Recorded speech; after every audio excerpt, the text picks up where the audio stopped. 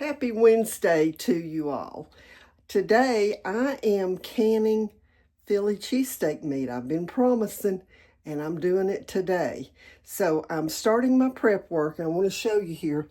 First thing that I'm going to do is cut up these bell peppers and get them de-seeded, and then after I get them done, I will do my onions, and so those are gonna be a big part. This is a little different from what I've done it in the past, but I'll tell you about that.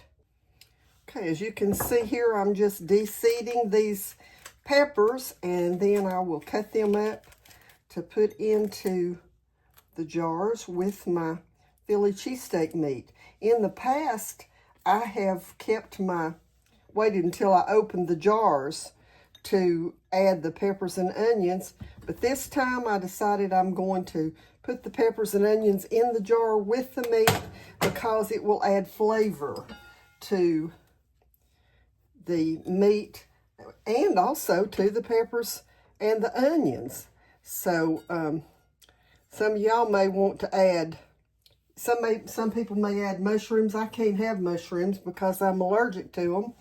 But anyway, let's just get these going. And I should have gotten my little bitty knife.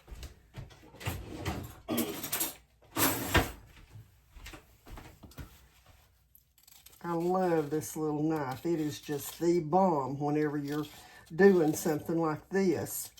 And then, of course, chopping on that, the big knife will be good, but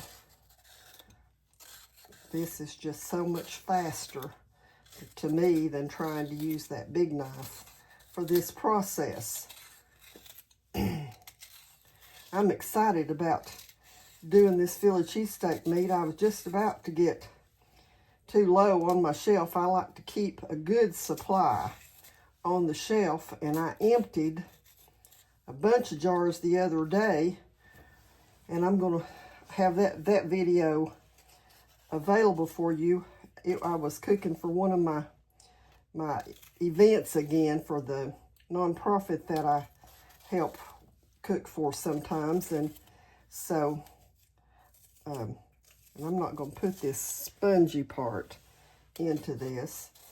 But anyway, I emptied, I don't know, I think about 8 or 10 jars of the meat that day. And so anyway, I needed to restock my pantry. And so today, I'm doing this Philly cheesesteak meat, and then a little bit later today, I'm going to do the marinade for the beef barbecue that I'm going to do. I'm going to marinate that brisket probably overnight so that I want it to be very moist, and of course the acids from the vinegar that I use will help to tenderize that brisket and just make it a whole lot more tender and flavorful.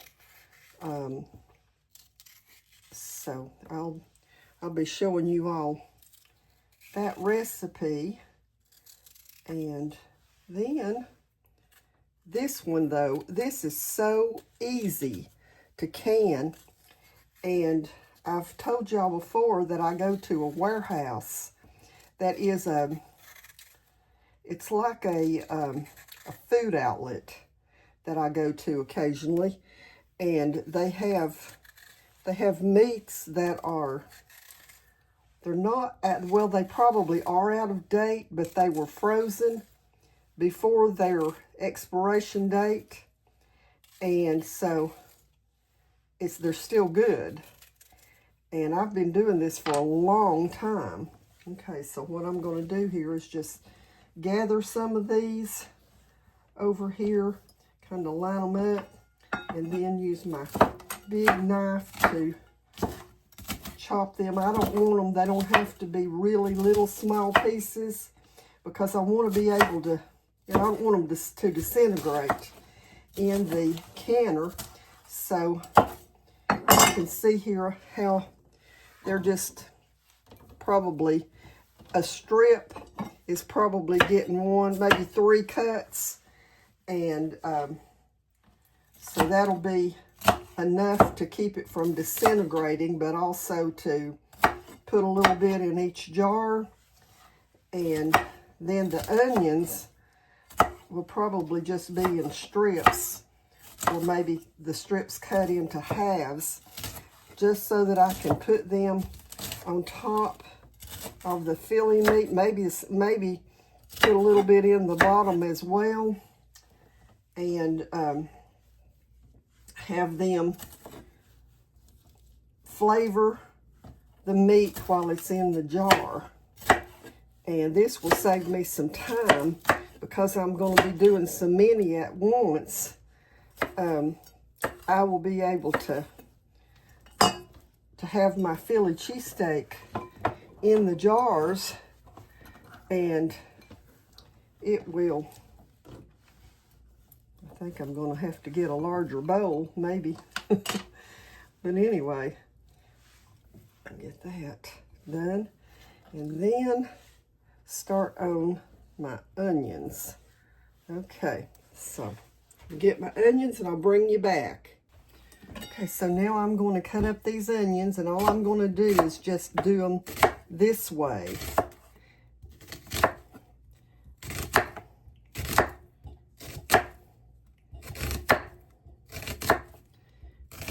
I believe this will get them small enough to fit the jars, okay? And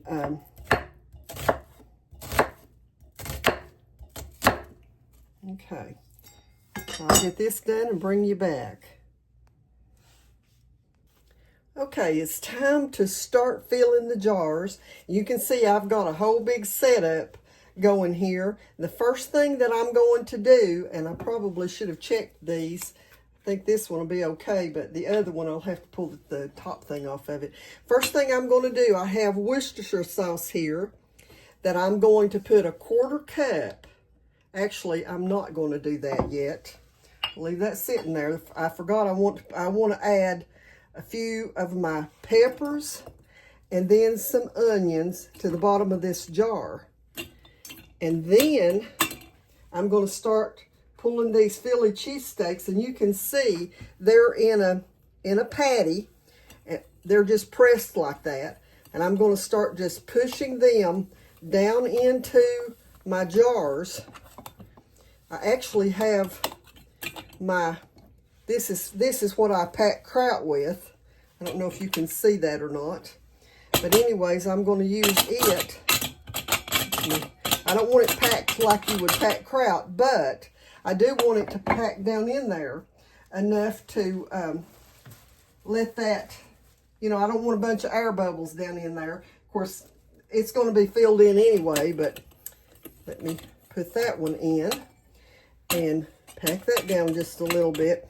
Probably going to have about 2 of the Philly cheesesteaks per quart jar.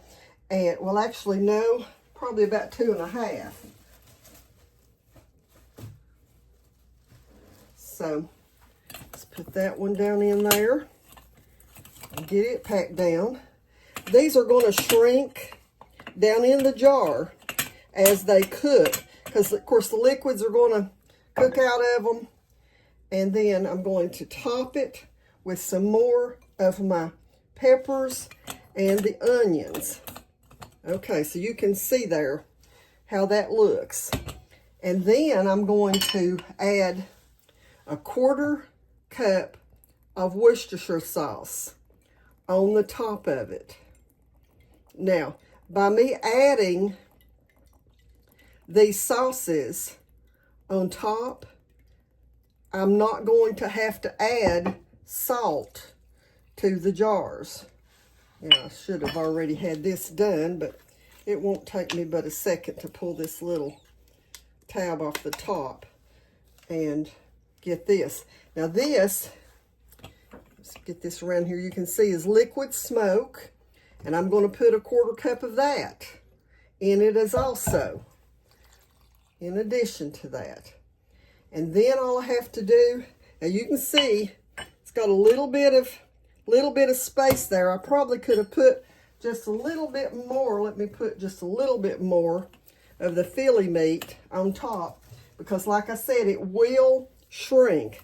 So I'm going to put, yeah, it looks like I can get 3 of the Philly cheesesteaks in each jar. And when I take that out, you can see it's all the way to the top. But that, don't worry about that, because as it cooks, and it's going to shrink down in the jar. So anyway, let's see if I'm, yeah, that's good enough. You don't want to put a whole lot of pressure behind that. Now let me get another one and do the same thing with it. I'm putting just a little bit of pepper and onion in the top and bottom of it. And then get these Philly cheesesteak pieces down in there. And once I get these done, show you what how I'm doing all of this, then let me push those down in some.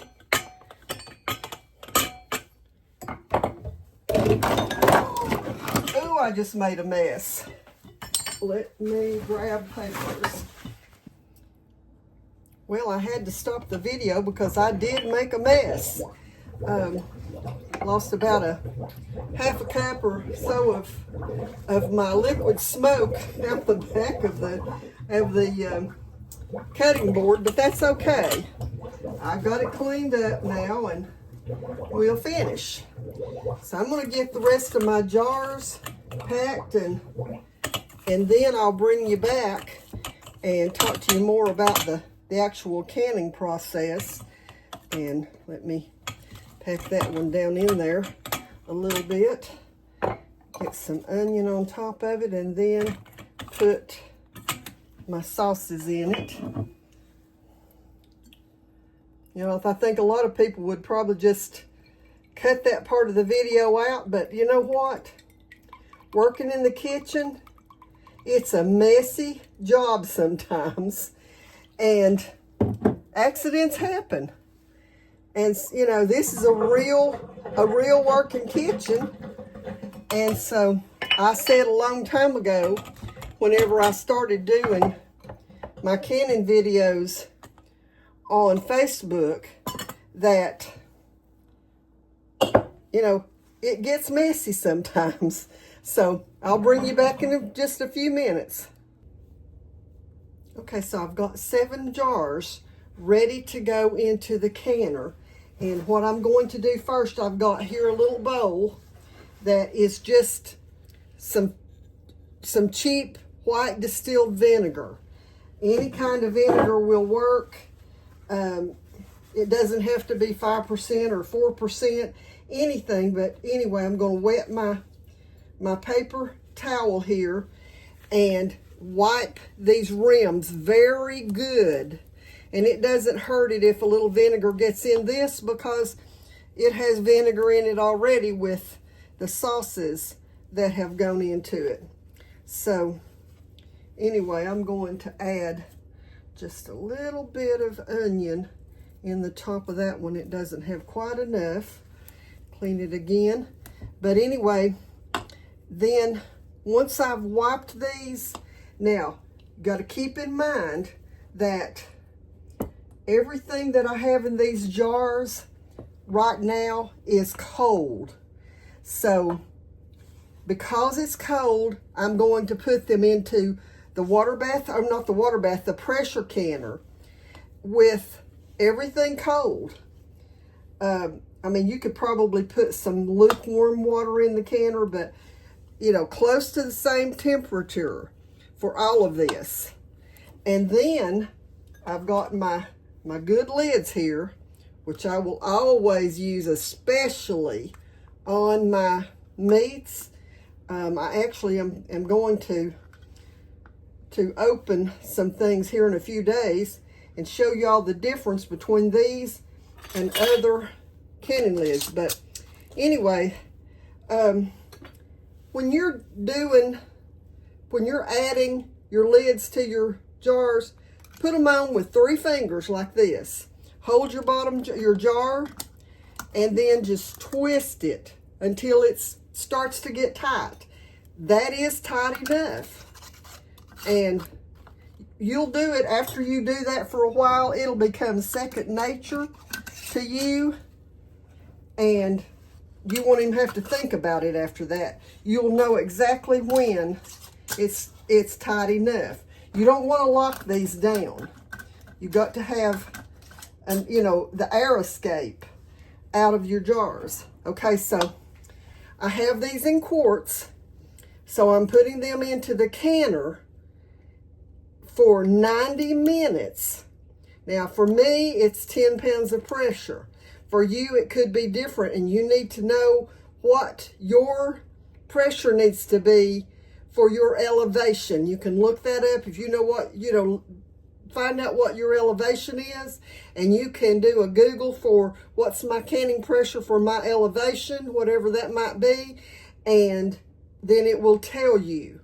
So I do have here in this box that I was working with, I have enough meat left to do probably 2 more jars, and likely what I will do, since I've got 2 boxes, I will do 8 pints with them.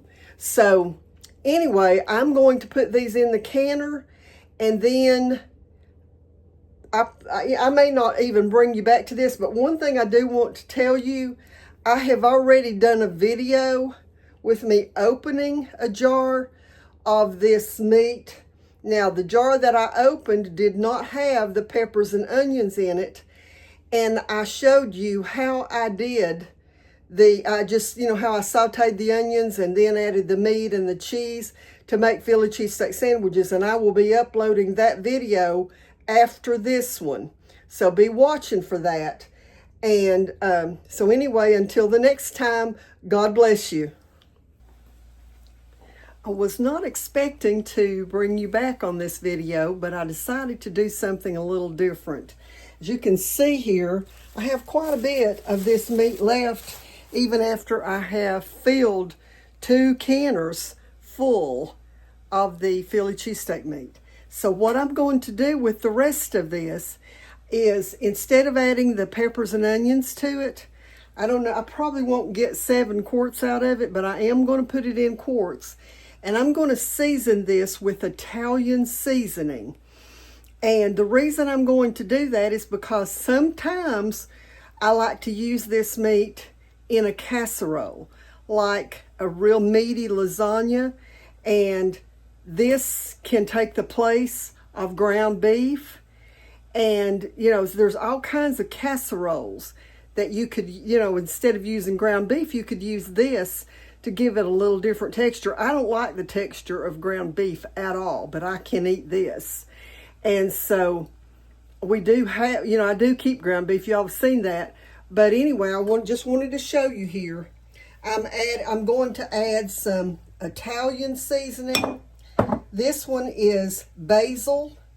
And then I've got my garlic. I am going to still put the liquid smoke and the Worcestershire sauce in it. So just going to start out and add just a little bit of meat into my jar. And then I'm going to just put a dash of each of these sauces on that. And then I'm going to get my measuring spoons here and just put, this is that's a 1/4 teaspoon should work, to put just a tiny little bit of the seasonings throughout the meat. And of course, as it cooks, I'm going to put plenty of garlic on this because I want it to be good whenever I'm using it in an Italian meal, you know, for a dish that's Italian. So let me go ahead and get some more of my meat in it. I'm going to layer it to the top like that. And at some point, matter of fact, I might, within the next few days, show you all.